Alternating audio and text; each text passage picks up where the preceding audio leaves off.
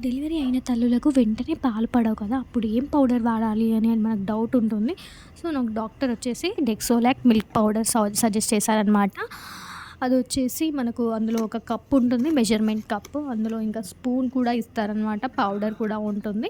First మనకు doctor ఇచ్చినప్పుడు ఏమి సజెస్ట్ చేయాలి అన్నప్పుడు ఒక స్లిప్ ఇస్తారు. ఆ స్లిప్‌లో వచ్చేసి ఎంత మెజర్‌మెంట్, ఎన్ని స్పూన్స్ మనకు పౌడర్ వేయాలి, ఎన్ని ఎంఎల్ వాటర్ ఎయ్యాలి, ఎన్ని టైమ్స్ ఫీడ్ చేయాలి అన్నది అందులో క్లియర్‌గా మెన్షన్ చేసి ఉంటుందనమాట. మనకు డౌటే ఉండదసలు. అలా మెన్షన్ చేసి ఉంటుందనమాట.